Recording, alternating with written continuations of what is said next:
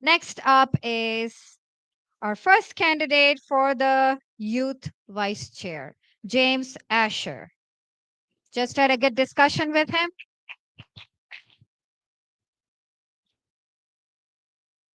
Well, first I want to start with, isn't God good? Isn't he great? Thank you. He is so good.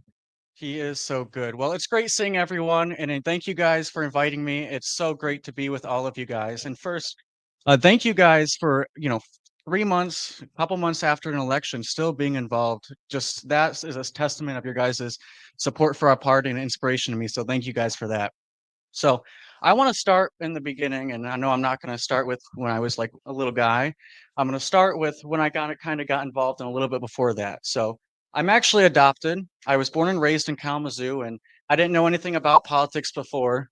Um, the only thing I really knew about politics was before I was adopted, what people would tell me, and that was that Mitt Romney was trying to take away our food stamps. So I didn't really know.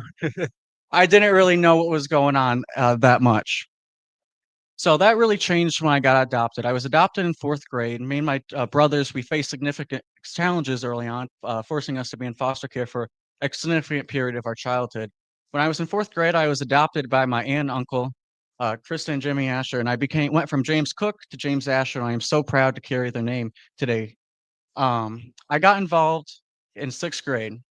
In between that time, I found Christ after I got adopted.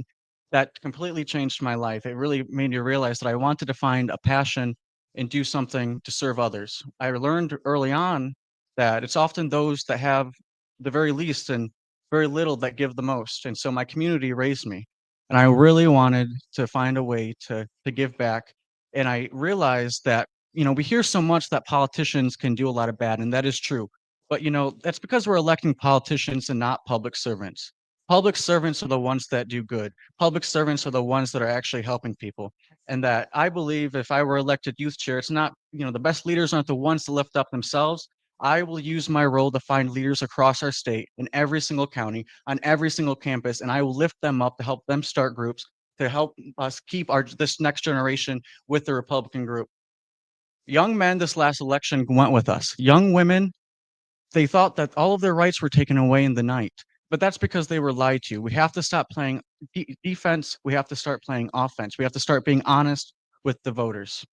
So, 6th grade, I was at a local fair. My state rep at the time was Brant Iden. He gave me a pocket constitution, and I went around class and all my classes, and anytime I bring that out, anytime I thought a teacher was going against what our values were. And so very quickly, I will say that, the Porter's Public School Board did not like me, and, and I'll say and I learned that you can judge yourself and judge sometimes folks based off the enemies that they make, and so I was okay with having those folks as my enemy. So I got involved in 6th grade. I saw leadership that I liked. I had the pocket constitution, and I realized that this is what I wanted to do with my life. I wanted to commit my life to helping others in any way that God tells me that he felt like I needed to do. So, with that being said, I started a small business in high school. I just started with door knocking. This was before I could even drive. So I started out with door knocking, writing postcards, a lot of the same work that a lot of us do. And though that is crucial work because when we win these elections, a lot of talk here and there, but we win these elections with the ground game, knocking the doors, talking to the voters, calling them. But we're also going to win these young voters with a new tactic. We're going to win them through social media. We need to up our social media game. We need to be on YouTube. We need to be on TikTok. We need to be on Snapchat. With that being said, in high school, I started my small business to help candidates around the country with their graphic design. I can successfully say that we've been able to help out over 50 candidates around the country, including Virginia, and we helped them flip their state delegation back to the Republican side. And then in this last election, I've helped out candidates with their graphic design again.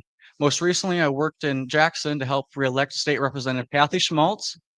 She was, one of the most targeted state reps in the country, one of the most targeted state reps in the country, and we were fighting the unions, we were fighting everyone but, actual Michiganders that were out there on her side. There's very little, it was just the unions and the big money. So, as youth chair, I want to make sure that we're getting more precinct delegates, young precinct delegates recruited. We have 93 campuses, 15 major universities. Most of them don't even have a Republican group. That is a major issue. We need to have a place where the Republicans can meet. I will work with our chairs, our delegates to implement a targeted precinct delegate recruitment plan, and I will work to raise throughout my time as youth chair, $1 million to put towards the youth effort. I know that's a lot of money, but I truly believe that donors will want to invest in a party that is making sure that they're going to be here for years to come. I'm James Asher. I have more detailed plans on my website. It's asher2025.com.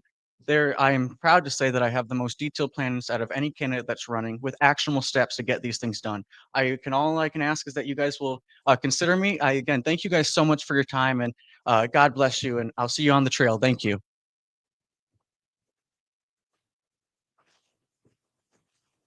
That was James Asher for MIGOP Youth Chair. Thank you, James.